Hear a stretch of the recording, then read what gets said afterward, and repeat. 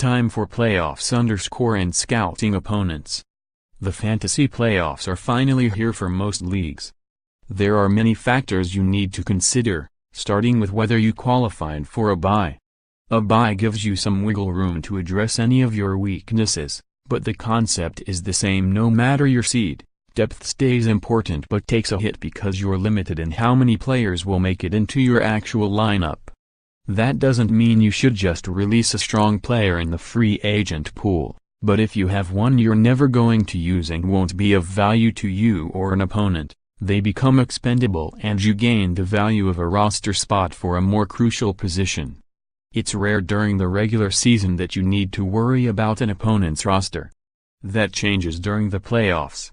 You may discover a desperate need for a player at a certain position due to injury or a terrible matchup. Maybe there's an obvious player for them to target on waivers. Well, if you have more free agent acquisition dollars or a higher waiver priority, play a little defense and grab the player before they can. All's fair in fantasy, if it's not explicitly against the rules, just make sure the player you're releasing won't come back to haunt you.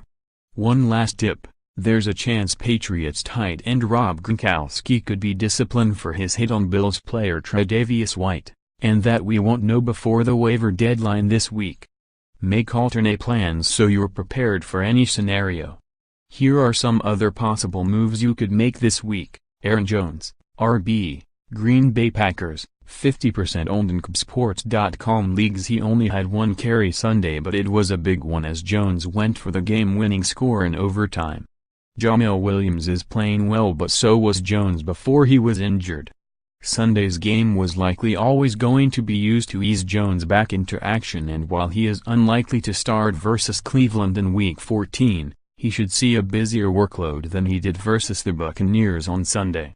Peyton Barber, RB, Tampa Bay Buccaneers, 4% when Doug Martin was forced to miss the Packer game with a concussion. It was thought that Jacquizz Rodgers, 30%, would get the start in his place. Tampa Bay threw everyone a curveball when they announced Sunday morning that it would be Barber who would get the start instead.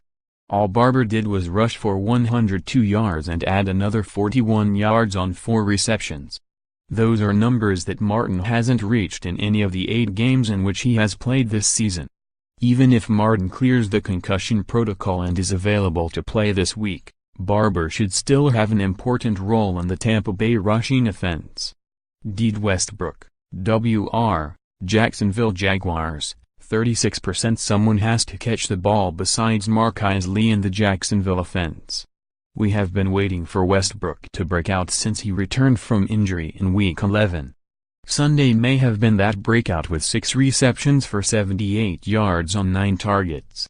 If teams can bottle up Leonard Fournette and the Jaguars' rushing attack, then Blake Bortles will be forced to throw more often. Westbrook and his fantasy owner should benefit from this as he has more big play potential than Lee. Shin Green, RB, Detroit Lions, 1%. Amir Abdullah was forced to miss the game Sunday due to a neck injury. Green ended up being the leading rusher for Detroit and that was certainly a surprise for everyone. Detroit hasn't had much of a running game seemingly since Barry Sanders retired and Abdullah shouldn't have the starting job etched in stone. There could be a role for Green even if Abdullah returns this week. This column was provided to the Associated Press by the Fantasy Sports Network, http://fantasy.com.